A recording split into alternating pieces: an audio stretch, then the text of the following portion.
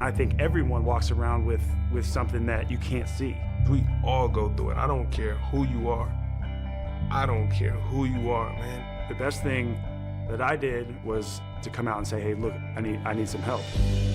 Estás escuchando Psych and Roll, un podcast donde cada semana traigo pelota, pista y cabeza en forma de invitados para hablar de psicología y baloncesto. Soy Javier Hernández y puedes apoyar este programa dándole like y suscribiéndote en YouTube y iVoox, o bien con tus 5 estrellas si es en Spotify o Apple Podcast donde lo estás escuchando.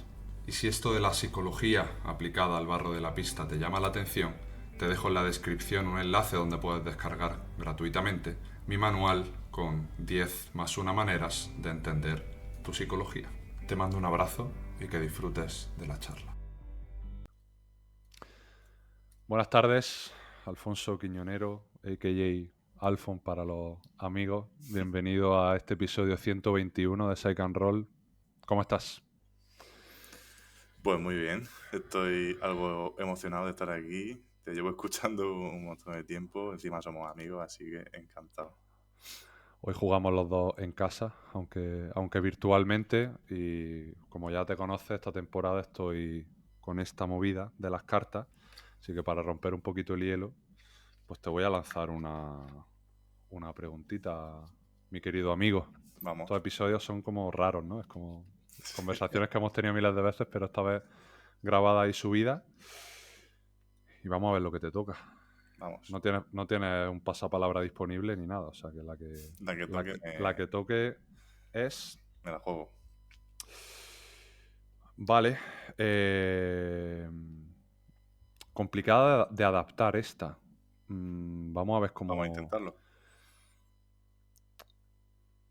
Bueno, creo que le puedes dar un enfoque de tu perspectiva como entrenador a cómo lo has hecho con tus jugadores en estos años, ¿no? Porque es una pregunta del apartado de jugadores que dice: Alfon, ¿cómo reaccionas cuando tu compañero de posición lo hace bien? Vale. Bueno, te voy a contestar yo creo desde las dos posiciones porque yo he jugado también a Madrid, ¿no? Y bueno, yo creo que siempre he sido un tío que se ha alegrado de los demás porque he sido ese jugador de remar juntos, ¿no? Aparte de competir por minutos, yo siempre he puesto por encima el rendimiento del equipo. Entonces yo siempre he reaccionado animando y celebrando, porque sé que todos nos esforzamos por mejorar y si un compañero lo hace bien, adelante. Además, esto que tú dices mucho, ¿no? De llevarte amigos del baloncesto, yo eso es lo que más he valorado en mi vida, en el baloncesto. Entonces, pues, como que primero pongo a esa persona, ¿no? Entonces me alegro mucho. Y como entrenador, pues fíjate que me cuesta más porque yo entrenaba a Benjamines y Alevines y ahí hay ciertas cosas que todavía están muy por trabajar, ¿no? Pero, bueno, he tenido la suerte de que mi grupo es muy majo.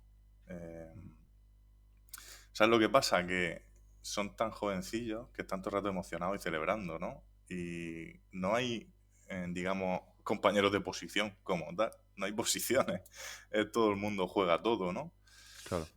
Yo he intentado que prime lo que he dicho antes, el remar juntos en equipo, alegrarnos, cantar en el banquillo y celebrar. Pero más allá no sé decirte, porque no había posiciones como tal. Yo no notaba en mi equipo esa rivalidad de compañeros de posición.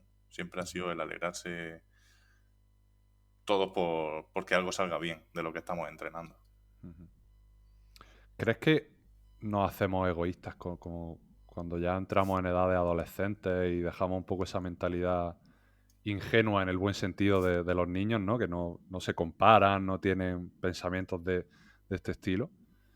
¿Crees que como existe esa tendencia inherente a cumplir años de adquirir un poco esos pensamientos egoístas, sobre todo en el deporte de equipo, que al final te expone a o juegas más que el otro o menos, mi compañero le dicen una cosa, le dicen otra, este es el mimado, este no, y vamos un poco entrando en esa historia, ¿no? Sí, pues nunca lo había pensado, pero tiene todo el sentido, ¿no? Vemos a los mayores comportarse así y aprendemos desde pequeños, ¿no? Entonces, pues, cuando somos muy pequeños no lo hemos visto mucho, pero conforme vamos creciendo vemos ese tipo de actitudes. Incluso, bueno, a nivel mediático a lo mejor se puede ver también, ¿no? En el rendimiento. Yo creo que esto también influye mucho que sea baloncesto de rendimiento o deporte de rendimiento, porque al final es tu trabajo, ¿no? Pero sí, también lo vemos en categorías de formación, ¿no? En cadetes puede haber gente muy molesta porque su compañero lo está haciendo bien y él no jugar. Bueno, supongo que muchas veces los motivos por los que no juegas a lo mejor no están claros y tú te estás esforzando. No sé, puede haber como muchísimas variables que afecten a cómo tú te tomas que alguien en tu posición lo está haciendo bien. Eso no dice nada malo de ti. Lo que te puede dar a entender que hay algo mal en ti es por la situación que te rodea, tanto de, oye, no se me da bien X o se me da bien X pero no me están dando lo que yo creo que merezco, ¿no? Claro.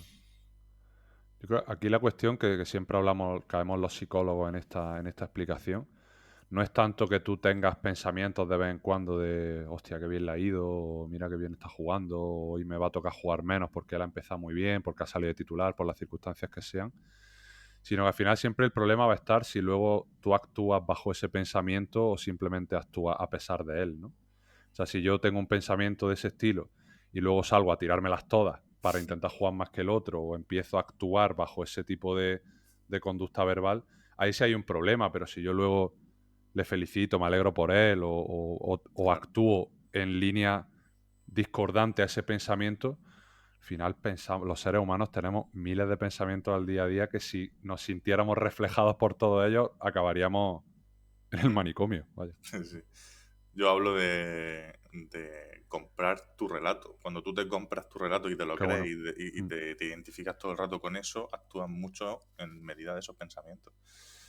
Oye, ¿es que me puedes hacer sentirme inseguro que alguien en mi posición esté jugando muy bien? Sí, pero eso no es motivo de cambiar mi juego o de no estar a un compañero, ¿no? Siempre podemos, digamos, no comprar o ignorar un poco ese discurso que nos decimos y, bueno, pensar que en realidad esa persona está trabajando también, se lo merece si le ha salido, ¿no?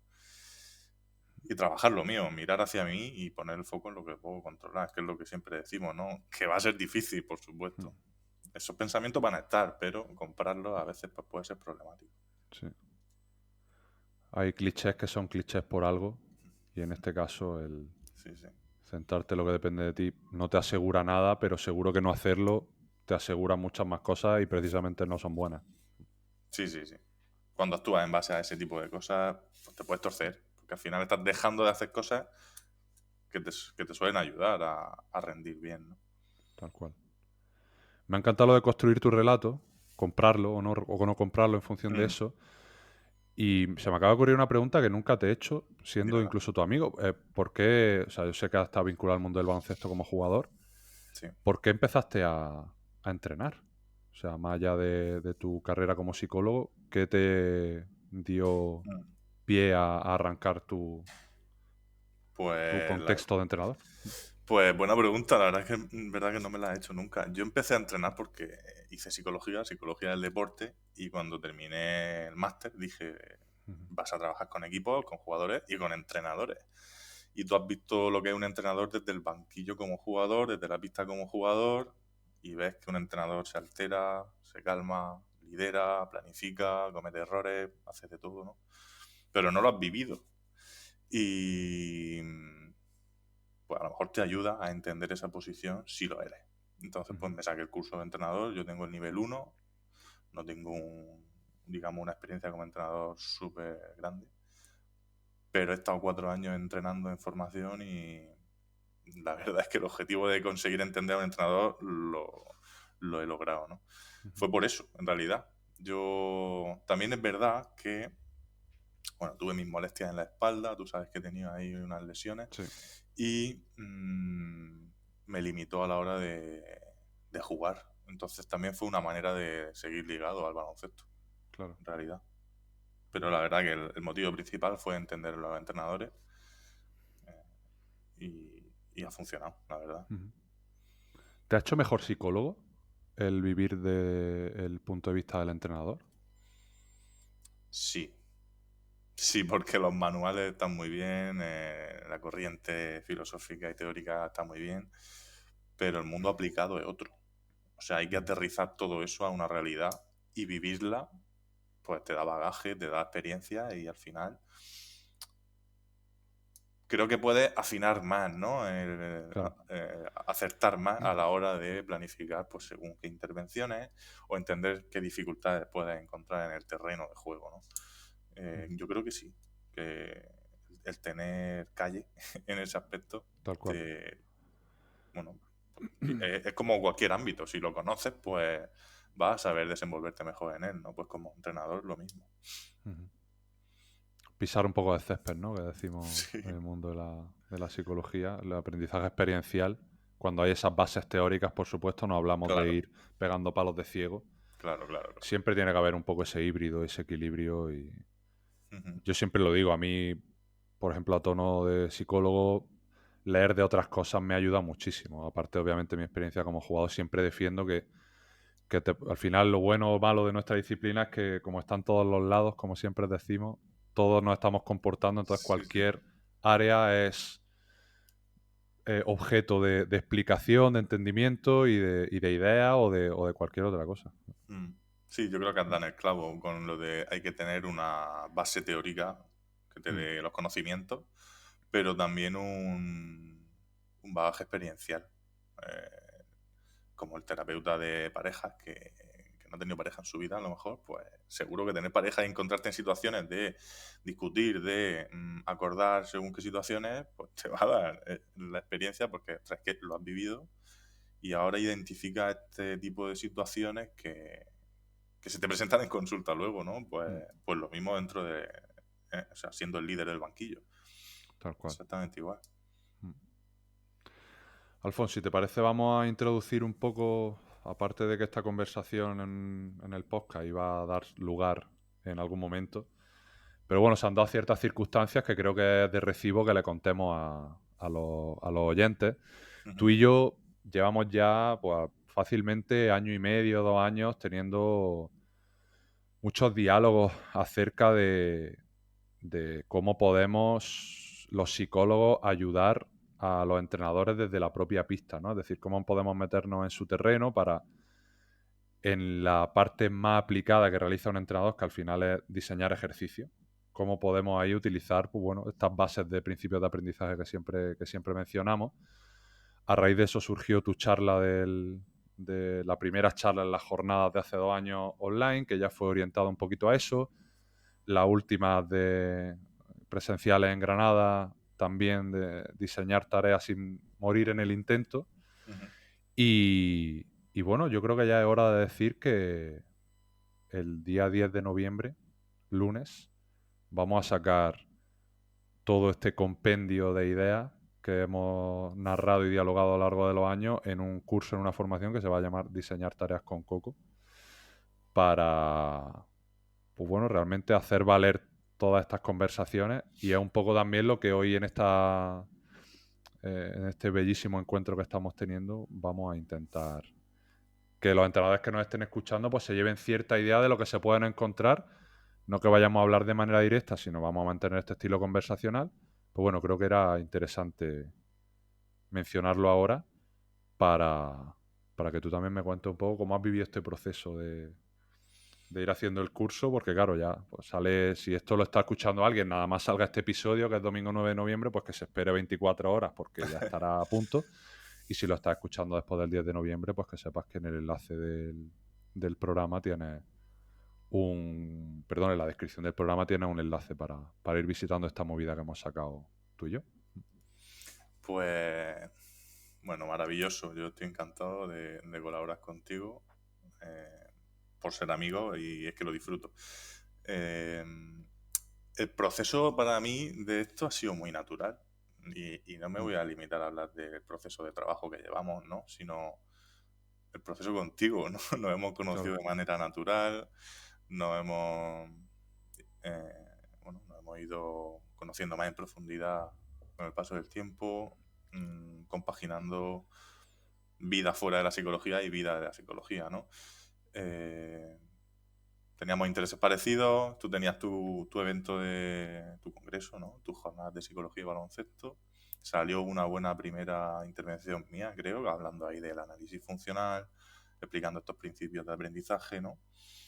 Yo creo que la gente quedó contenta y 2 años después hemos hecho pues, otra colaboración en tu jornada, en las que hemos hablado de diseño de tareas aplicado a la pista, que me acuerdo de hacer ahí el role-playing, que fue bastante divertido. Fue muy gracioso, sí. Y bueno, ha sido como muy natural. Compartimos el interés del baloncesto, de la psicología. Veíamos que esto se le podía sacar mucho partido a nivel de poder ayudar de verdad. Y ha sido muy orgánico. Es que tú lo has dicho, la palabra orgánico es lo que lo define. Claro. Que yo pienso que al final parte de todo esto ha sido intentar ponerlo fácil a un contexto como el del entrenador, que tiene muchas cosas de las que encargarse, muchos estímulos a los que atender y sobre todo, o sea, también esto en escenarios más de rendimiento, la presión del resultado, que al final actúa como un juez muchas veces injusto y nos lleva por caminos que a corto plazo nos pueden generar un poco esa sensación de avance, pero que luego son nos convierte en carne de cañón.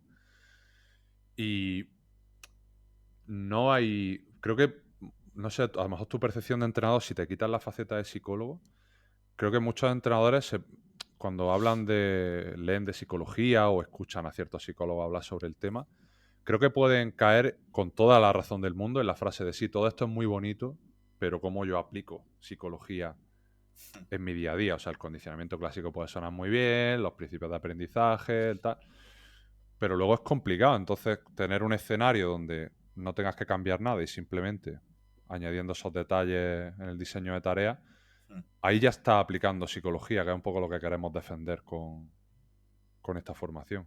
Sí. Bueno, es que estamos aplicándola todo el rato. Lo que pasa es que a veces no sabemos lo que estamos haciendo, ¿no? Entonces, afinar sabiendo qué está ocurriendo en pista es lo ideal. Y volviendo a lo que hemos dicho de proceso natural y orgánico, a mí, en realidad, como entrenador, se me empezó a ocurrir, digo, ostras, yo sé de esto y estoy haciendo lo que he visto en una página de internet o en no sé qué clinic. Voy a hacer las cosas a mi manera. Y sí que coges un ejercicio, coges una idea, un trabajo de no sé quién, que ostras, es que está súper bien explicado, esto tiene mucho sentido a la hora de trabajarlo así, pero luego tú tienes tu equipo en tu pista, con tu horario, con tus recursos y con tus conocimientos. Entonces yo dije, pues es que yo a este ejercicio le puedo meter una cosilla y funciona un poquito mejor. Entonces, bueno, fue una manera muy natural de ir introduciendo los principios de aprendizaje al entrenamiento y es mi manera de entrenar. Que muchas veces, bueno, siempre en realidad, va a chocar con esa urgencia de resultados que hay en el deporte y se pasa mal. Pero creo que aprender a pasarlo mal como entrenador también es un trabajo importantísimo. 100%. Porque yo, así rápidamente, yo recuerdo situaciones en las que, pues no lo voy a negar, estamos en formación con chavales jóvenes, pero yo no tengo por qué, oye, voy a quitar a este para meter a este y ganar un partido. ¿Se me ha pasado por la cabeza? Sí. ¿Me he puesto nervioso y lo he pasado mal porque digo, es que voy a perder? Sí. Ahora, yo la mayoría de veces he intentado mantener a la gente en pista para que aprendan las cosas que tienen que aprender. Porque muchas veces, y así es como yo consigo no comprar ese discurso de ganar y justo y ser estaba pensando urgente, en eso, ¿no? en el relato. Sí. Yo consigo no comprar ese discurso diciéndome a mí mismo, cuando tengo las pulsaciones altas en el banquillo, que no sé si levantarme, si sentarme, si cruzar las piernas, no sé qué hacer, es como que me digo, lo que saben hacer es lo que hemos entrenado. Si yo cambio ahora al jugador para meter a otro y ganar de manera urgente en alevines, no le estoy enseñando nada a ninguno, en realidad. Entonces, yo también soy muy partidario de, aquí hay estilos miles, ¿no? Pero yo soy muy partidario de estar sentado tranquilo y reforzar, digamos, dando ánimos, ¿no? Muchas veces he pensado, es que en realidad esto enriquece mucho más el aprendizaje, porque tanto mis recursos atencionales como los del jugador son limitados. Por lo tanto, voy a estar muy atento a lo que me interesa y no tanto controlando lo que no me está gustando, porque si hay cosas que me interesan y están ocurriendo, significa que las estoy enseñando bien. Y si hay muchas cosas que están ocurriendo que no me están gustando para nada, en vez de volverme loco en un partido, voy a revisar lo que hago la semana que viene, ¿no? Entonces, esa es un poco mi manera de ver las cosas. Están saliendo un montón de cosas que no me gustan. mis jugadores hacen un montón de cosas que yo no estoy de acuerdo con ese trabajo, voy a modificar el día a día, porque si eso está ocurriendo es que han aprendido a hacerlo. Yo les quiero enseñar cosas alternativas o cosas opuestas, ¿no? En mi día a día. Eso me ha recordado a una frase, un vídeo que le escuché a Pedro Martínez en un clinic, que él decía que si tú vas a un entrenamiento, a un partido, un poco a verlas venir, siempre va a haber cosas que no están saliendo a tu gusto. Porque hasta en el mejor equipo del mundo, que ahora podríamos decir pues, los Thunder, ¿no? Que son los últimos campeones de la NBA, tú vas a un entrenamiento y seguro que encuentras cosas que no salen bien. O sea, la perfección en el deporte es utópico, una quimera partiendo de esa base, ¿no? Entonces, si vas un poco a verlas venir, realmente tú, por la tendencia natural de la sobrereacción del ser humano ante lo que no sale bien, por una cuestión de supervivencia, hemos aprendido a eso y a una reacción fisiológica que no podemos eliminar de la ecuación, pero sí podemos poco este control de estímulos, ¿no? ¿Qué es lo que hago para no comprar esos relatos? Y decía Pedro, fijarme en las cosas que ahora mismo tengo que atender para que sigan saliendo bien o en las que en ese ejercicio en concreto yo quiero mejorar, aunque haya otras tantísimas que no estén saliendo tan bien. Y esta luz del faro del entrenador pues es totalmente determinante, porque si no vamos a estar a golpe de escopeta en vez de ir un poco más a hilar fino. Sí, a mí esto me gusta mucho verlo así, porque que no me acuerdo justo las palabras que ha usado, pero yo quiero transmitir un poco la idea de no podemos eliminar este factor fisiológico, esta emoción, esta taquicardia que estoy sintiendo, este miedo que tengo a perder porque me compro el relato de que estoy siendo mal entrenador, yo qué sé, ¿vale? A lo mejor he simplificado mucho, pero creo que se entiende. Eso no se puede eliminar, pero sí podemos aparentar estar tranquilos. Yo puedo estar sentado con el corazón a 180. Literal. Lo he hecho muchas veces. Y como modelo creo que a mis jugadores les sienta mucho mejor eso que levantarme, pegar 4 gritos o cambiar a no sé quién. En fin, yo intento transmitir más calma. Creo que lo agradece todo el mundo. Es verdad que yo estoy en un contexto de entrenamiento de minibásquet y no puedo generalizar a todo, pero también se ve esto en rendimiento, ¿no? Entrenadores con un perfil u otro y son perfectamente válidos todos. Pero bueno, creo que se puede ver en todos los contextos de entrenamiento y de competición. No sé, creo que poner el foco en lo que toca es súper importante y a veces no comprar ese relato se va a hacer muy incómodo, pero es prioritario para ti y para el equipo, que no solo entrenan los jugadores para mejorar, los entrenadores también tenemos que mejorar todas nuestras habilidades 100%. en la medida de lo posible, por supuesto. Me ha encantado lo que has dicho, que al final psicología la estamos aplicando todo el rato, porque nos estamos comportando, ¿no? Yéndonos a las bases de la ciencia que estudia el comportamiento humano, pues estamos comportándonos todo el rato. Claro, hay días que la estaremos usando, normalmente si no tenemos esos conocimientos, la estamos usando al azar, o en base a experiencias únicas que pueden no replicarse en futuros contextos. Por eso te quería preguntar que desarrolle un poco esta mítica frase que utilizamos tanto los psicólogos de que un entrenador no tiene que ser psicólogo, sino que tiene que saber de psicología, ¿no? Vale. Te respondo a eso, ¿no? Sí, desarrolla un poco qué percepción tienes de esto, de por qué, si ya puesto a aplicar psicología, porque lo hacemos todo el rato con nuestras relaciones, con nuestros jugadores, con nuestras amistades. Pues fíjate. Pues vamos a utilizarla bien, ¿no? Sí, pues fíjate que yo creo que no estoy de acuerdo con que usamos psicología todo el rato, porque si no sabemos qué estamos aplicando, para mí no es psicología. Es claro. interacción mundana y día a día y no estoy pensando en principios de aprendizaje ni en procesos de aprendizaje. O sea, la psicología se basa en saber qué principios están operando, en saber modificar el ambiente para influir en el comportamiento. Entonces no creo que estemos aplicando psicología todo el rato. Pero la psicología, para aplicarla hay que conocerla. Si no conoces los procesos que implica según qué aprendizaje, no estás aplicando psicología. Y es peligroso porque es que yo entreno el tiro que no veas, la mecánica. Ya, ¿vale? Y cuando un jugador se tuerce y de repente no sabe enseñarle, es el jugador el que no quiere entrenar, el que no está motivado, el que tal, o eres tú que no sabes enseñarle a ese jugador. Ujú. ¿Se entiende, no? Claro, a lo mejor no todo el mundo necesita los mismos feedback, los mismos ejercicios, los mismos, digamos, parámetros para aprender una habilidad. Vamos, a lo mejor no, seguro. Entonces también está esto de muchas veces echamos balones fuera y yo lo he hecho. Lo que pasa es que luego yo a mi casa y digo, no te compres esa mierda de discurso porque eres tú el que tiene que aprender a enseñar a ese tío, ¿no? Esto tampoco quiero generalizar, pero está esta frase de no hay alumnos malos, sino profesores que no son eficaces enseñando, ¿no? Obviamente no le va a quitar toda la responsabilidad al aprendiz, pero tampoco a ti.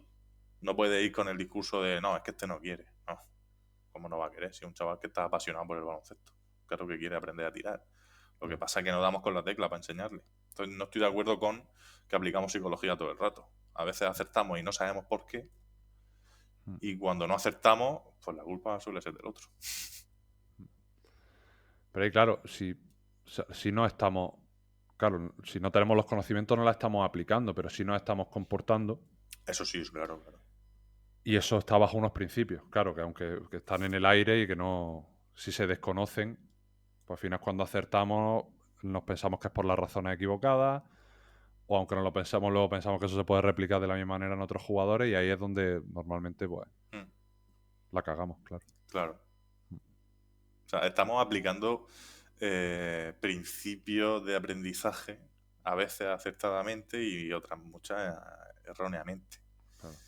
pero sin saberlo. Entonces, pues puede ser problemático.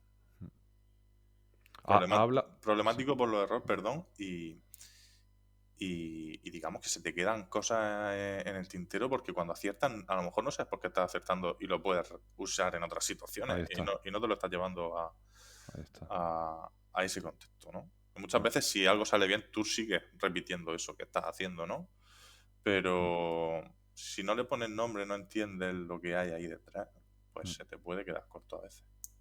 Justo ahí quería llegar, tío. Y me he acordado de un feedback que me dio una vez un opositor a bombero con el que trabajé, que me dijo, Javi, realmente, o sea, el mayor aprendizaje que me llevo de todo este proceso contigo ha sido ponerle nombre a las cosas que ella hacía para repetirlas de manera más consistente y mantenerlas en el tiempo. Claro. Y dije, o sea, es que no me puedes dar mejor elogio. Y creo que precisamente el trabajo aplicado de la psicología al baloncesto muchas veces puede ser ese. O sea, los entrenadores hacen muchas cosas bien y la psicología puede ser la que envuelva en una etiqueta adecuada ese proceso para decir, sigue haciéndolo porque por ahí vas bien. Sí. Yo tampoco quiero sonar como que los entrenadores somos unos capullos y que tenemos Para nada. Por bandera nuestra idea y no queremos rectificar. Estoy seguro de que es totalmente al revés. Todos queremos mejorar, pero tenemos que lidiar con la incomodidad de eso. Entonces a veces nos hacemos nuestro propio enemigo, ¿no? Esto que has dicho a mí me recuerda a un trabajo que hice yo también con una chica que decía, parece magia. Es total Eso. el cambio que estoy sufriendo. Y le dije, magia no, es condicionamiento, no sé qué. Así en nuestros términos, ¿no? Con las cosas que yo le había enseñado. Y dice, es verdad. Claro, al final te da el bagaje de saber identificar las situaciones y cómo abordarlas, ¿no? Por eso nuestro trabajo en las primeras sesiones muchas veces es adiestrar a esa persona a nuestro lenguaje, a nuestra forma de entender las cosas, claro. a que entienda esos principios de aprendizaje, porque le dan un montón de posibilidades luego, de entender su comportamiento y el del resto. Siempre digo que creo que esto en un entrenador cumple también, que ya con que sepas por qué pasa lo que pasa, ¿no? Por qué están ocurriendo las respuestas que están ocurriendo, ya eso te da unas gafas distintas para ver el baloncesto o los casos con los que trabajamos tú y yo a tono individual, ya le da a esa persona un sentido distinto, ¿no? De por lo que hablamos de la incomodidad, de las respuestas fisiológicas, de los pensamientos. El saber que no tienen por qué ser problemáticas, sino respuestas totalmente asociadas a un contexto de estrés, como el de lidiar con el resultado, la presión, el hacerlo bien, las comparativas. Si hablamos de profesionales, me renuevan, no me renuevan, me van a echar, no me van a echar. Saco a este, pero sé que estoy incumpliendo con los valores del club o con los valores del deporte formativo. Si una vez entiendes los procesos que subyacen esa respuesta, ya es un alivio bien entendido en el sentido, no tengo un problema, sino algo con lo que, como tú dices, trabajar y transitar esa incomodidad vestida de la manera que sea. Sí. ¿Sabes qué me ha ayudado a mí a lidiar con eso? Que no tiene por qué ayudar a todo el mundo, ¿no? Pero comparto un poco mi experiencia. Cuando estaba en esos momentos jodidos, a mí lo que me ayudaba era pensar, dentro de 4, 8, 10 años, estos jugadores no pueden recordarme a mí como ese que le quitó por miedo a perder. Qué bueno. Es que no puede ser así, porque es que no le estoy enseñando nada con eso, ni al que entra ni al que sale. El que está en pista no consigue lo que estamos buscando. Pues, tenemos lunes, miércoles y viernes para entrenar. ¿Durante cuántos años? Pues mucho. Si yo de aquí a 3 años, o este chaval de aquí a 3 años, es capaz de solventar las situaciones que antes no, pues está mejorando. Entonces hay que, digamos, traer al presente esos playoffs de cadetes cuando son alevines, saber que tú también trabajas para eso. Entonces, luchar contra esa urgencia de resultados, que muchas veces pues, va a ser lo que decante ciertas decisiones. A mí me ha ayudado. No digo que lo va a ayudar a todo el mundo, ¿no? Pero yo como que lo resolvía un poco así. Bueno, pues que puedo hacer esto y ganamos y estoy dejando de exponer a jugadores a situaciones que necesitan. Porque tener una situación difícil que no sepa resolver puede ser una motivadora tremenda para un jugador de, oye, yo quiero que se me dé mejor esto, ¿no? Y sobre todo, que si lo estás haciendo para aliviarte a ti, lo único para lo que sirve es para aliviarte a ti, no para enseñar nada a nadie.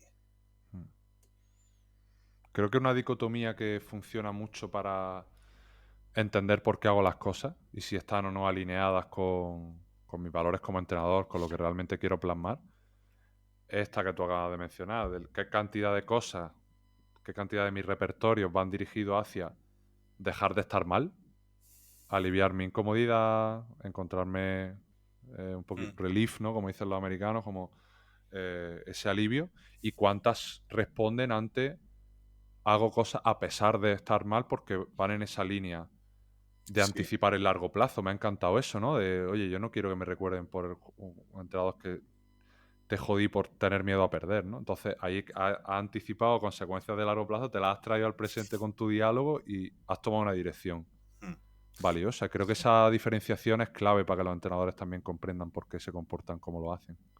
Es que eso no es fácil, pero hay que surfear un poco el malestar. Tú lo explicas muy bien en algún post que tienes, de hecho, ¿no? Con el corto plazo, el largo plazo, ¿no? Claro.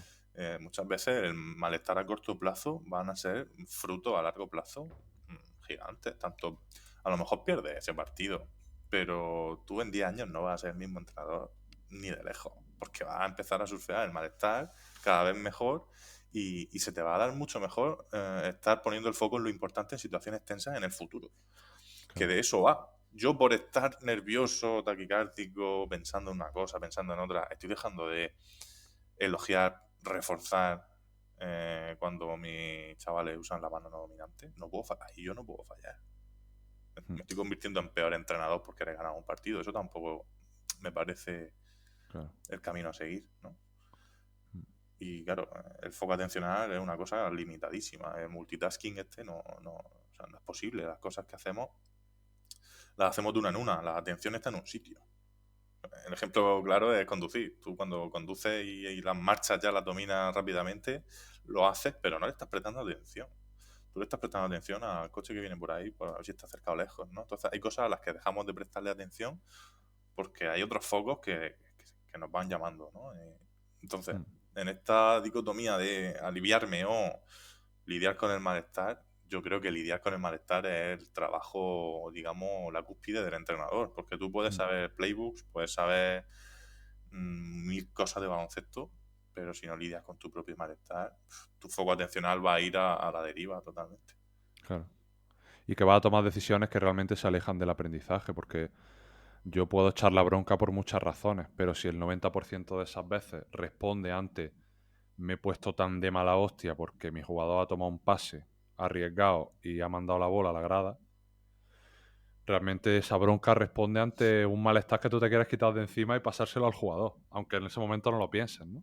Claro. O el lenguaje corporal en el banquillo, en fin, todas estas cuestiones que vemos con cierta frecuencia, que puntualmente, ya te digo, no creo que tú y yo estamos en el mismo barco, no demonizamos el castigo, ni mucho menos, pero sí creo que el aprendizaje psicológico te da un castigo útil, de utilizarlo realmente con un sentido, Claro. que no responda siempre ante tengo esta bola en el estómago y me la quiero quitar de encima porque así no puedo funcionar. Sí.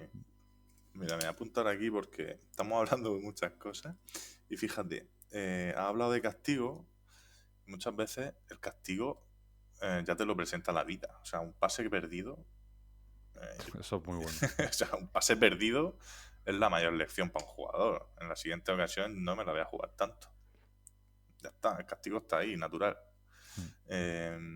Y por otro lado, si ese pase se sigue dando, yo creo que es mucho más útil observar esto así desde una posición de, venga, desde fuera con taquicardia o lo que estés sintiendo en ese momento, pero obsérvalo y plantéate por qué está pasando. Porque si de cada 10 pases, 8 son de una manera que tú no estás de acuerdo o no estás ni siquiera entrenando, pues plantéate qué está pasando para poder trasladar desde el lunes al viernes siguiente en ejercicio todo lo que te interesa para que ese pase no se dé y se dé el que tú sí quieres. Claro. Porque por 4 gritos o por cambiar a alguien el fin de semana no se va a desarrollar un aprendizaje. A lo mejor limitas otro que no te gusta, pero el que tú buscas no se va a dar solo por eso. Se va a dar en base a entrenarlo de una manera más eficaz, ¿no? Y se me ha ido un poco el hilo, porque estamos con muchos conceptos como distintos, ¿no? Pero básicamente, si tú quieres entrenar algo, vale, era esto. Si tú quieres entrenar algo, no puedes pretender que ese algo ocurra por evitación del jugador, de una bronca, de un banquillazo ahora. Ahí está. Porque el jugador tiene que aprender a conectar sus acciones con ventajas en el juego. No con perder beneficios solo. Sí. ¿Vale? Yo estoy de acuerdo con que el castigo puede funcionar. No quiero emparejar tampoco el castigo con bronca. El castigo pueden ser otras muchas cosas, ¿vale? Rápidamente el castigo es aquello que aquel consecuente que disminuye la probabilidad de una conducta en el futuro en situaciones similares. Ya está, no nos enfangamos más, ¿vale? Cualquier consecuente. No tiene por qué ser uno desagradable solo. Entonces, si un jugador, una jugadora, aprende a dar X pase para evitar consecuentes que no le compensan, cuando esos consecuentes no estén presentes, ese pase no va a darse. Es decir, cambias de entrenador a un entrenador más pasivo, con las broncas, con tal, pues a lo mejor esa habilidad deja de darse. Total. Y tiene la parte buena de que puede acelerar procesos de aprendizaje de conductas opuestas, pero no nos podemos quedar ahí. Tenemos que dar reforzadores de otro tipo, es decir, consecuentes de otro tipo, como he dicho, conectándolos con, pues con la intención de esa habilidad, de conseguir pases, conseguir asistencias, conseguir ventajas en el juego, ¿no? Y bueno, pues yo creo que eso es más de lunes a viernes que en el mismo fin de semana. Por eso, Total. están pasando 8 de cada 10 pases que no te gustan. Oye, pues llévate una libreta, apúntate las cosillas que te están rechinando y el fin de semana, cuando bajen esas pulsaciones, repiensas lo que está ocurriendo y cómo podemos entrenar mejor pues este tipo de pases, que es el ejemplo que hemos puesto, ¿no? Pero así pues con cualquier habilidad. ¿Cuánto de importante crees que es aquí para que los entrenadores lidien con ese malestar el que busquen respuestas alternativas, ¿no? El encontrar algo que en vez de que mi mensaje sea no hagas esto, es no, vamos a hacer lo otro, ¿no? Tipo, cuando yo me encuentre con un alto estado de incomodidad, no, siempre le pregunto a los entrenadores cuáles son las 4 o 5 situaciones que más te frustran ahora mismo de tu equipo, ¿no? Porque si yo detecto eso y lo anticipo, podemos trabajar a partir de ahí, ¿vale? Cuando esto ocurra y tu cuerpo te responda como una olla a presión, el trabajo no es quedarte quieto diciendo no reacciones, no reacciones, no reacciones, sino el trabajo es vamos a construir algo alternativo. Ha hablado antes de sentarte en el banquillo, beber agua, son comportamientos que utilizamos mucho que mencionamos mucho los psicólogos. ¿Cuánto de importante crees que es esto también para la gestión emocional de un entrenador y, por supuesto, va a ser más probable que tome mejores decisiones a raíz de esa construcción de alternativas. ¿Cuánto es importante? Muchísimo, ¿no? O sea, yo creo que es todo, en realidad. Porque o explota o hace otra cosa, que es de lo que va el asunto, ¿no? Y sobre todo, si lo que queremos es lidiar con el malestar, no estamos hablando de reventar por dentro. Estamos hablando de surfear la ola del malestar, pero con un final un poquito menos intenso. O sea, al final el malestar tiene que disminuir o desaparecer, ¿no? Entonces yo creo que conectar con la siguiente acción, igual que les pedimos en Next Play Speed a los jugadores después de un fallo, pues a los entrenadores, esto ha pasado tal, pues el juego sigue, tienes que observar 1000 cosas. Cuanto antes te puedas reenganchar, mejor. Necesitas el apoyo de beber agua o de sentarte 10 segundos, vale, pero date 10 segundos y luego sigue, porque siguen pasando cosas, ¿no? No pierdas la oportunidad de reforzar la siguiente acción buena, por ejemplo, ¿no? En la medida en que nos enganchamos al partido o en las siguientes acciones, yo creo que se va a surfear el malestar. ¿Qué pasa? Que exponerse a eso es súper incómodo, porque están pasando cosas que no te gustan nada y tú tienes que estar valorando el pequeño esfuerzo del otro. Pues sí, es lo que toca. No, nadie dijo que esto fuera fácil, ¿no? Claro, tomar la decisión de encargarte de lo que te está ocurriendo es incómodo, pero es lo más beneficioso para ti a largo plazo, porque yo eso también lo he visto. Al principio, entrenador novato, digo, madre mía, yo me sé toda la teoría, pero ahora estoy exponiéndome al malestar que no veas. Y yo pues me sentaba, bebía mi agua, mi libretita, apuntando ideas. Al final, muchas veces no te queda otra que... No puedes siempre esperar a estar tranquilo. Tienes que saber, vale, estoy nervioso, pues aún así tengo que intentar hacer otra cosa.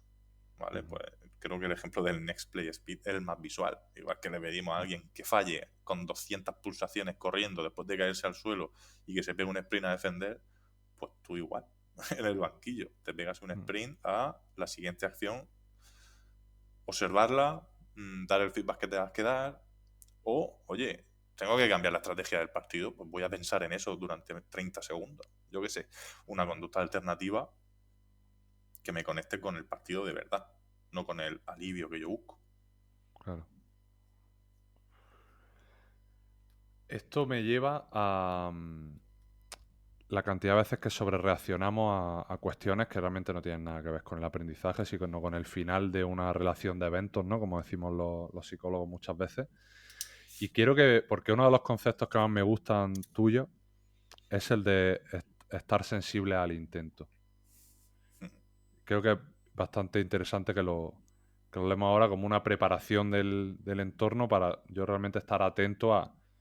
Porque se nos llena la boca, ¿no? De esta frase, lo importante es el proceso, no el resultado, ¿no? Pero claro, luego llegamos al escenario, al ring, y ahí respondemos bajo otros estímulos, que no es el que es del de estar en tu sofá tuiteando esa frase, ¿no? Sí. O sea, ahí respondemos bajo otros estímulos, ¿no? Y a mí una cosa que te he escuchado muchas veces y me gusta mucho es la de sensibilizarnos como entrenadores y como personas al intento, claro.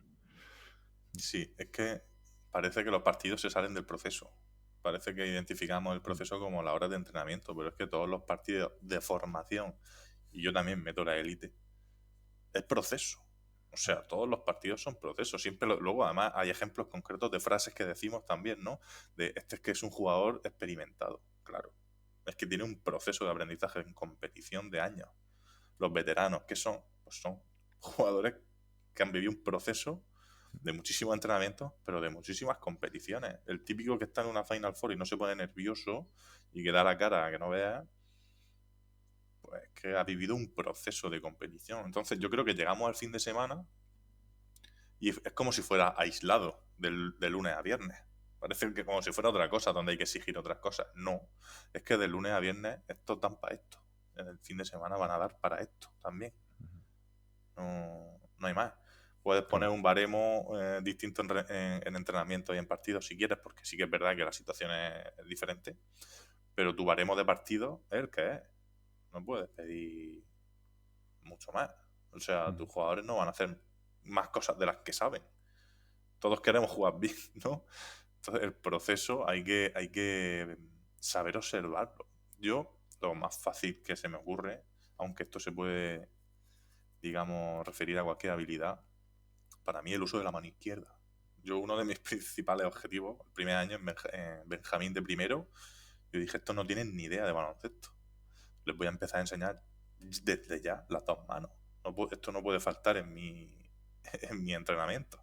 Ujú. Y pues ese trabajo es muy de tener paciencia y estar muy atento a cuando lo intentan.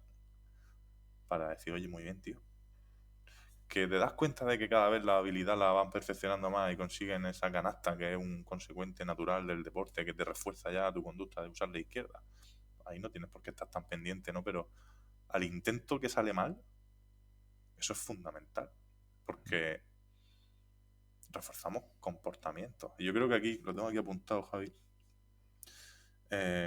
tenemos que hacer la definición de conducta, en realidad. Porque los Sí. psicólogos hablamos de conducta no como una acción, decir pasar la pelota, sino como la interacción, ¿vale? Es decir, ese momento en el que situación que me dispara la conducta de pasar la pelota y los consecuentes que yo tengo por pasar la pelota. La conducta son todos esos eventos y la relación que hay entre ellos, ¿no? Entonces, lo lógico, si te das cuenta, es pensar que una persona poco experimentada con la mano izquierda, ante la situación de hacer una bandeja, pues va a tender a irse a la mano derecha. ¿Por qué? Porque el consecuente es con mayor probabilidad de acierto por ese lado. Entonces tenemos que estar sensibles a todo esto y entender el concepto de conducta y todos los principios del aprendizaje que la rodean, ¿no? Porque cuando te das cuenta de eso, es tan importante estar pendiente de un intento que si lo pasas por alto y responsabilizas luego al jugador de no estar llevando a cabo algo, es que en realidad tú estás siendo negligente. A lo mejor estoy usando palabras duras, ¿no? Pero no podemos pedir cosas que no estamos entrenando eficazmente. Porque si un jugador falla todo el rato y no lo reconozco su esfuerzo, ¿por qué iba a aprender a hacer algo, no? He puesto una situación exagerada, ¿no? De que alguien intenta mucho algo y yo paso de esa persona, ¿no? Sí, pero ocurre. Ocurre, pero también con cosas más sutiles, ¿no? Sí.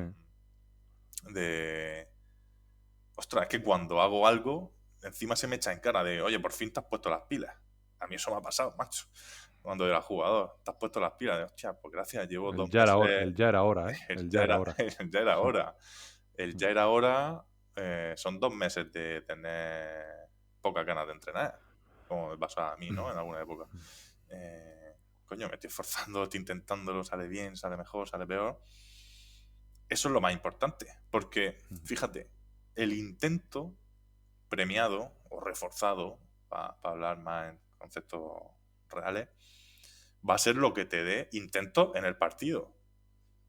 Si tú refuerzas intentos, es más probable que ocurran luego.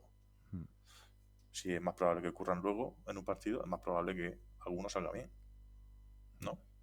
No vamos a tener que esperar a que esté solo en contraataque para usar la mano izquierda. Vamos a poder anotar con la izquierda con una pequeña ventaja o con un tío encima, como mis chavales pues, han acabado haciendo, ¿no? Y como muchos tantos. Que como digo, todos hacemos muchísimas cosas bien, lo que pasa es que a veces no sabemos qué cosas estamos haciendo bien y por qué funcionan, y sobre todo las que no están funcionando a veces tampoco, ¿no? Entonces, bueno, los intentos son importantísimos. Yo creo que los intentos que acaban en fallo, creo que son lo más importante casi. Tal cual. Y creo que aquí me lleva esto a todo el tema de las estadísticas, los números, los porcentajes, ¿no? Como que en el baloncesto se ve muy claro que es un juego de porcentajes, de que tú, por mucho que mejores el triple, jamás vas a tener un 100% de acierto, ¿no? Todo el mundo está cómodo en esa franja de un buen tirador de un 40 a un 45%, con los tiros libres lo mismo, con los tiros de 2. Pero luego no nos llevamos los porcentajes a esos intentos, ¿no? Y aquí introduzco el concepto de probabilidad, de que realmente tú cuando trabajas un buen proceso no estás haciendo una ecuación de matemática donde sumando 2 más 2 te va a dar siempre 4, sino que estás habilitando un juego de probabilidades, donde tu pregunta debe ir orientada a cómo yo puedo generar el escenario más óptimo para que las probabilidades del intento ocurran. Porque está claro que el intento te va a llevar a mayor probabilidad de sumar un buen resultado, ¿no?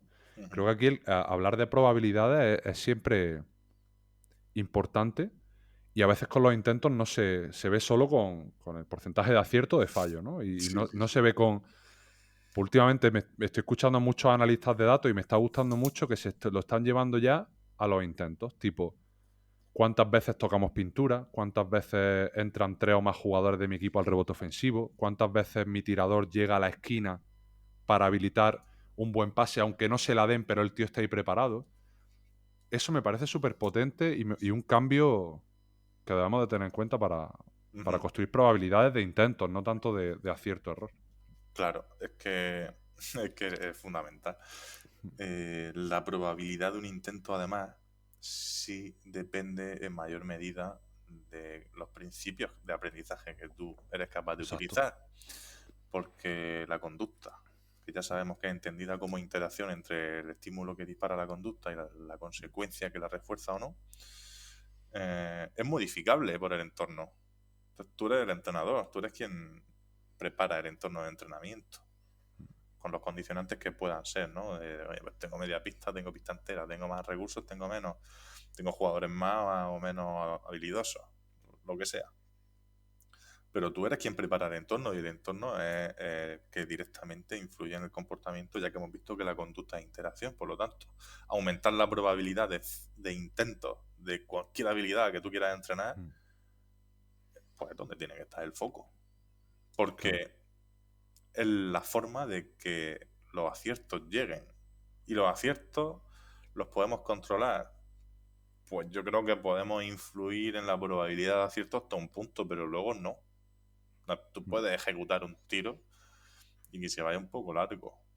No creo que podamos afinar tanto, tú lo has dicho, el 100% no existe. Entonces, cuanta más probabilidad de una conducta, pues más probabilidad de acierto luego. Total. Y esto te lo vinculo con el concepto de eficacia.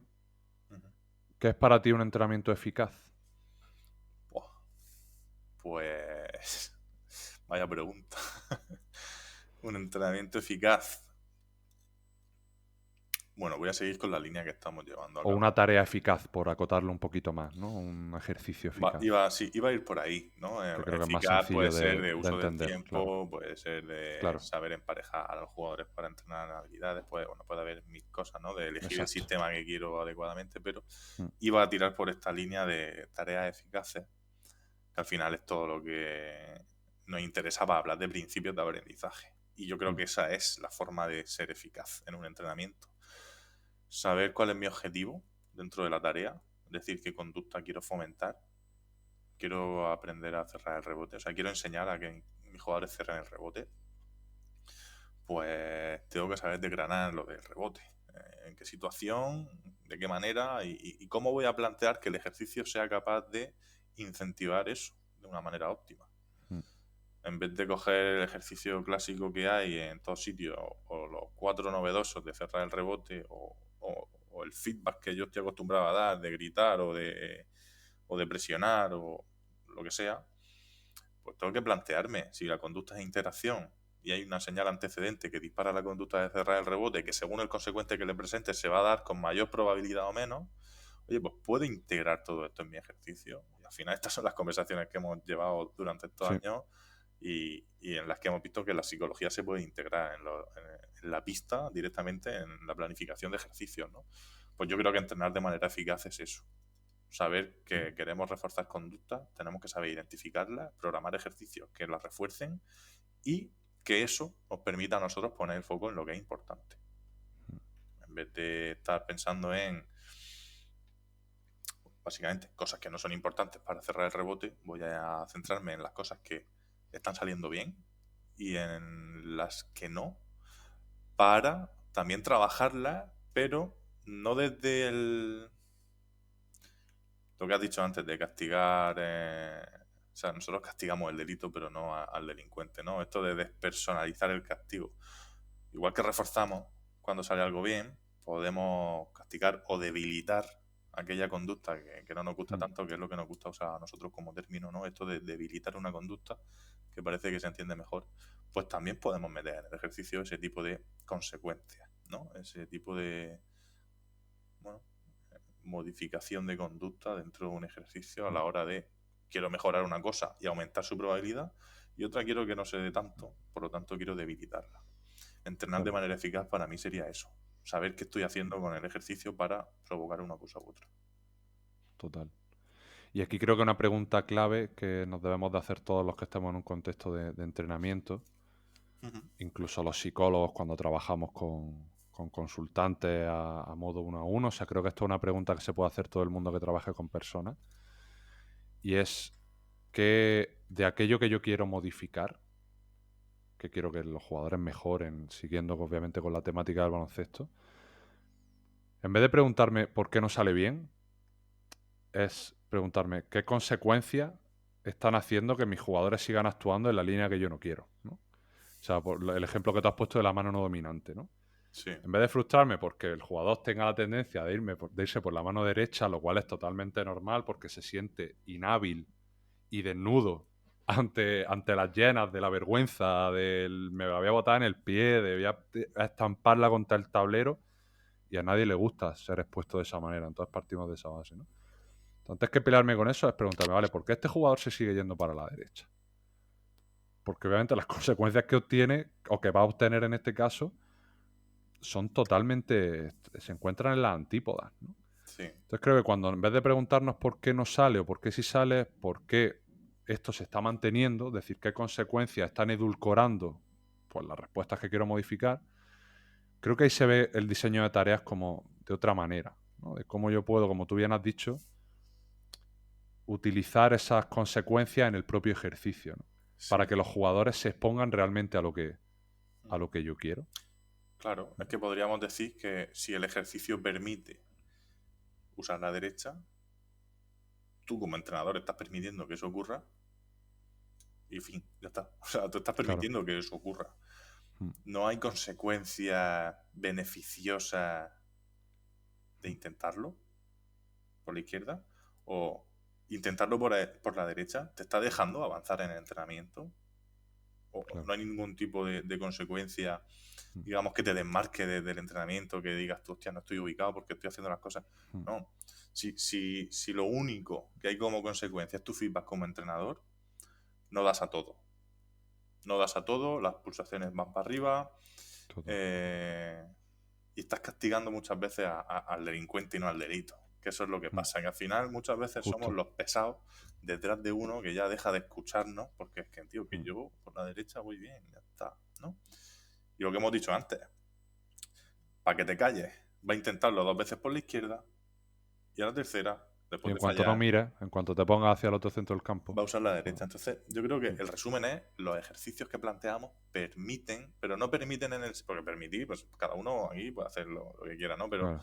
los ejercicios permiten en el sentido de que no están siendo influyentes sobre el comportamiento. Por eso es importante conocer los principios. Porque puedes integrar los principios de aprendizaje en un ejercicio para tratar de modificar el comportamiento del deportista. Y si no lo estás haciendo, pues tú estás permitiendo que se den cosas que no quieres, ¿no? Sí. Obviamente hay que tener un bagaje teórico importante y ganas de exponerse al malestar que eso puede suponer. Pero va a ser muchísimo más eficaz entrenar así. O sea, venimos de hablar de eficacia, ¿no? Pues es que va a ser mucho más eficaz entrenar así, con ejercicios que le permitan, que este es otro término que a mí me gusta mucho, que tú me enseñaste, ¿no? De alguna charla de tu jornada. Tú tienes que ser el Sherpa, ¿no? Tú tienes que convencer a tus deportistas de que el camino es ese. Puedes comerles la olla todo el rato o puedes delegar cosas en el ejercicio y que este trabaje un poquito para ti, ¿no? En cuanto a, oye, pues es que este es el mismo ejercicio que uso siempre, pero le hemos metido una norma o le hemos metido una consecuencia si pasa una cosa o si pasa otra. Ostras, que parece una tontería, pero es que lo cambia todo porque funcionamos así. 100%. Funcionamos con consecuencias. Elegimos y según los resultados que obtenemos, pues nos dirigimos hacia un lado o hacia otro. Entonces, integrar eso en los ejercicios va a ser potente, siempre. Tal cual. Y si no, pues vamos a estar permitiendo pues, que el ejercicio haga o sea, que los deportistas hagan lo que quieran porque el ejercicio no les exige nada. 100%. El concepto de Sherpa de Antonio Pérez Caínzos, que me flipó cuando lo escuché, además participante también en la última jornada. Y Alfon, por por aterrizarlo a ese ejemplo que hemos puesto de la mano no dominante, que al final la conversación nos ha llevado por ahí, Vale.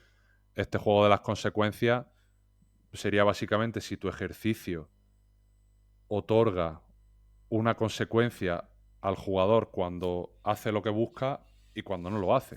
Es decir, si ese jugador cuando se va hacia la mano derecha sigue sumando puntos, sigue pudiendo tener permitido mantenerse en el ejercicio, no está aplicando ninguna consecuencia, pero si el propio ejercicio está diseñado para impedir que ocurra lo que no quiero y facilitar así que ocurra lo que quiero, pues ahí estaremos jugando ese juego, ese martillo de las consecuencias del que tú y yo hablamos. Ujú. Y estaremos cumpliendo, por ya ir encaminando el cierre, estaremos cumpliendo este mantra que vamos a defender tantísimo, un poco de lo que hemos hablado en la conversación, pero que se va a mencionar mucho en el curso y es la idea con la que quiero que se queden todos los entrenadores que hayan llegado hasta aquí, y es que conseguir que las tareas trabajen para ti. Ahorras tiempo, ahorras energía y te centras en lo realmente importante, Ujú. que es el foco en mantener o hacer más probable lo que buscan, ¿no? Porque ya el resto del ejercicio está haciendo de juez, ¿no? Debilitando el comportamiento, y así tú no tienes que enfangarte ni meterte en pelea porque la tarea está trabajando, está haciendo de Sí. autómata, ¿no? Está trabajando por ti misma. Claro. Podemos poner un ejemplo, si quieres, con esto de la Sí, mano, por con supuesto, esto de la mano tírale. izquierda. Mm. Un ejercicio de empezar a usar la mano izquierda, ¿vale? O sea, vamos a hablar de alevines o de benjamines incluso, ¿no? De primer contacto con el balón, que mejor que sea llaga, finalizando con las dos manos. Yo lo que hice, luego lo perfeccioné, lo he usado de distintas maneras, ¿no? Pero yo vi a mi grupo y dije, bueno, ni idea, pues vamos a empezar por lo más básico, ¿no? Que coger la pelota y botar un poco y no botársela en el pie y tirar a canasta, y si rozamos el aro, pues estupendo. Ujú. Entonces, si rozamos el aro por un lado con la derecha y si rozamos el aro por el otro lado con la izquierda, pues mejor. Yo no les voy a exigir que metan ni una. O sea, estamos locos. Acaban de empezar, ¿no? Entonces, pues puede parecer absurdo, pero no lo es en absoluto. Un ejercicio por puntos en una simple rueda de entrada que empezaba con un pequeño manejo de balón, un juego de a ver quién llegaba antes a un sitio a otro. Bueno, un ejercicio muy simple, pero que acababa con bandejas, ¿vale? A veces hacemos sistemas de puntos por canastas obtenidas. Y yo dije, ¿qué canastas ni qué canastas? Yo voy a puntuar intentos con una mano e intentos con otra. Ahí está. ¿Vale? Todo el mundo tiene que intentar 3 finalizaciones con la izquierda y 3 con la derecha. ¿Qué va a pasar? Que tu jugador no sé quién, son pequeñillos, 8 años, va a ir por el lado izquierdo y como quiere meter la pelota va a usar la derecha, ¿no? Pues como tiene que sumar 3 intentos con la izquierda, ese no le suma. Claro. Y ya está. Y así el ejercicio está debilitando la mano derecha por el lado izquierdo, y en cuanto a la siguiente vez, que es lo esperable, ese chavalillo use la izquierda y falle, porque va a fallar, yo ya le estoy reforzando que la use. Porque el ejercicio solo le pide que lo intente. Es verdad que Qué bonito eso. Es verdad que estoy poniendo un ejemplo muy simple, pero es la base de todo. Porque creo que así se ve mejor lo que estamos defendiendo, que no Sí, es tanto sí. el ejercicio, sino cómo ajusta esos detalles. Como la conducta de interacción. El ejercicio es la interacción que rodea esa conducta que estamos trabajando, ¿no? Entonces, el ejercicio solo le pide que lo intente y eso tiene premio. Y el mío, por supuesto, como entrenador de ole tú, qué bien. Entonces, voy a conectarlo con lo que hemos dicho antes de aumentar probabilidades de intento. ¿Qué probabilidad tiene este chaval? Que además tengo uno en mente que es el que más me costó. De acertar con la izquierda. ¿Qué probabilidad tiene de acertar con la izquierda si lo intenta poco o si lo intenta cada vez más? Claro, las 3 primeras a lo mejor falla, pero la cuarta a lo mejor la mete. Porque ya va manejando. Y cuando aumentas la probabilidad de los intentos de ese tipo de habilidades, aumentas la probabilidad de los aciertos. Y ya puedes empezar a independizar a ese jugador de ese ejercicio tan simple. Porque ya tiene un poquito más de destreza. Y va a empezar a descubrir que por esa vía de usar la izquierda también hay consecuentes que le compensa querer disfrutar. Ahí está. que luego vamos a conectar con, pues sacar ciertas ventajas, o con, según qué pase después de un bote con la izquierda, ¿no? O sea, aquí ya pues el baloncesto es amplísimo. Pero fíjate que simple. En vez de estar yo, chacho, que tienes que usar la izquierda, que te lo digo todo el rato, lo único que consigue es que asocie la mano izquierda a incomodidad, a sentirse malo. Y esto está así, en la pista, ¿no? Fíjate qué simple es conocer. O sea, qué importante es conocer los principios de aprendizaje para decir, vale, pues que este ejercicio trabaje por mí. La norma es que hay 3 intentos por cada lado. O 10, los que tú quieras. He puesto un ejemplo, ¿no? Te pido que lo intentes. Y con eso, yo estoy contentísimo. Tal cual. ¿Vale?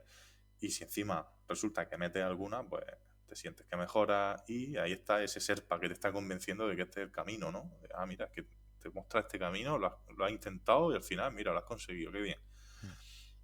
¿Vale? Repito, he simplificado mucho, pero es la base de todo. Reforzar intentos para aumentar probabilidades de que ocurran y que luego tengan éxito. Porque a la primera no nos va a salir nada bien, a no ser que sea un súper talento, ¿no? Sí. Es simple, pero creo que se ve así de manera muy, muy gráfica. Y cumple, bueno, yo creo que nuestra misión principal o el resultado principal que queríamos que promoviera nuestra preciosa formación. Tú y yo que vamos a decir, ¿no? Si somos los padres de esta bella criatura. Y Alfon, por ir cerrando, te voy a hacer una pregunta como si fuera alguien ajeno a todo esto que nos está escuchando ahora y dirá, bueno, ¿esto qué coño es del diseñar tareas con algo de psicología? Vale.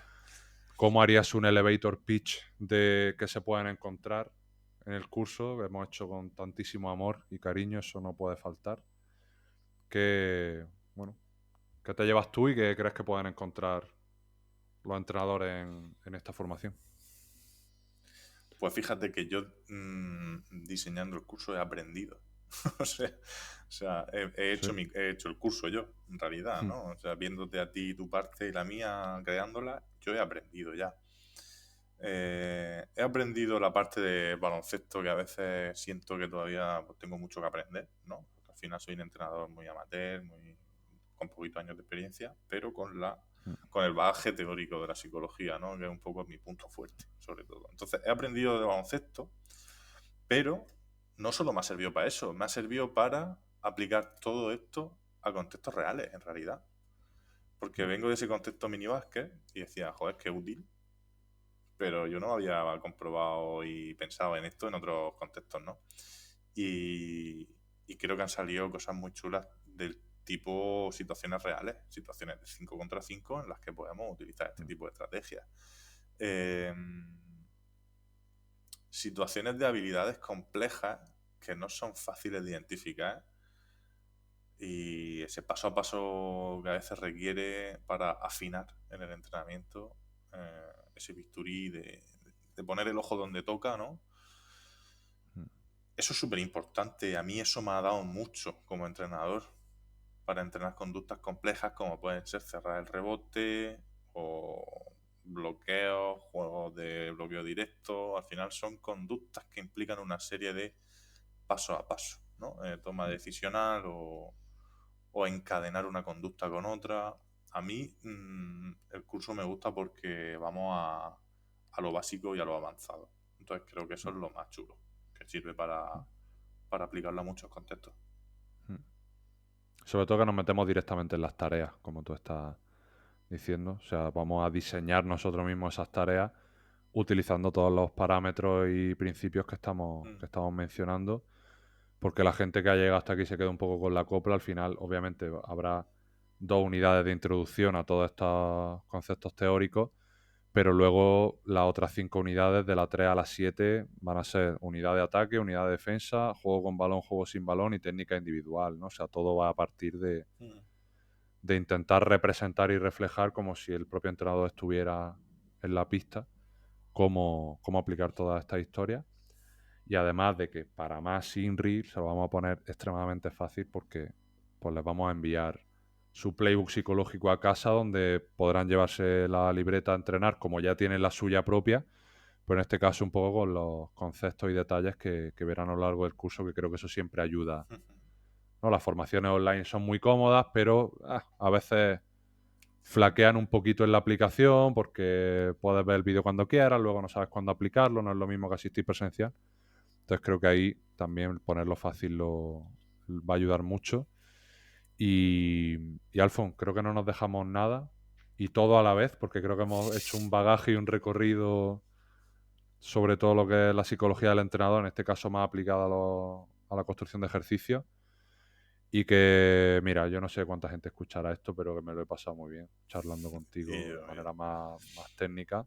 Y te dejo, como hago siempre con todos los invitados, el micrófono más que abierto para que despidas y concluya este episodio 121, recordando a la gente que todo esto que hemos hablado del curso lo tienen en el enlace de la descripción para que a partir del lunes 10 a las 7 de la tarde puedan acceder a él, y cualquier cosita aquí nos tienen. Así que gracias, Alfon, y cierra esto como tú solo sabes hacer. Maravilloso. Gracias, Javi. Yo también he estado muy a gusto contigo siempre, hablando de trabajo o en la vida. A ver, yo quiero cerrar con una reflexión que me ha surgido a partir de lo que has dicho. Y es que no solo vamos a dar ejercicios, sino yo creo que el curso sirve para aprender a diseñar los tuyos y ganar autonomía como entrenador, aprendiendo a aplicar esos principios de aprendizaje que hemos dicho y hemos sido muy pesados con ellos, ¿no? Entonces, te puedes llevar material de los diseños que hemos hecho, pero es que seguro que te vas a dar cuenta de ejercicios que ya usas como entrenador o entrenadora y vas a decir, ostras, es que pongo aquí 2 cositas y este ejercicio es la leche y me quita mucho trabajo, trabaja para mí, que es un poco lo que buscamos, el ejercicio como un apoyo, un trabajo que ya se da solo por esa presentación de consecuencias o de situaciones concretas. Y yo creo que lo interesante del curso no es solo ver lo que hemos hecho, sino que tú crezcas después y seas autónomo o autónoma diseñando tus tareas y siendo más fiel a ese rumbo, a esa dirección del aprendizaje que a veces pues nos desviamos porque es complicado. Básicamente, el diseño de tareas como un apoyo que trabaje para nosotros. Creo que es un buen resumen de lo que va el tema. Y sobre todo, como último añadido, que por supuesto no les vamos a decir cómo tienen que entrenar, sino que les vamos a proporcionar estas herramientas y estos principios. Y me ha encantado, efectivamente, aunque inevitablemente para aplicar el desarrollo del curso tenemos que poner ejemplos de ejercicios, es siempre desde el prisma de que ellos acaben aplicando los detalles que le convengan a los suyos, a su historia, a su categoría, a su experiencia, formación, rendimiento, da igual. Entonces, bueno, creo que el abanico es suficientemente amplio como para que cualquier tipo de entrenador se lleve algo a casa. Alfon, vámonos a cenar ya, que estoy que me muero. Vale, muchas gracias por estar ahí. Te quiero mucho, ya lo sabes, y encantado de forjar proyectos juntos, como siempre. Igualmente. Y que no sea el último. Igualmente. Un abrazote. Chao. Never be ashamed of wanting to be a better you.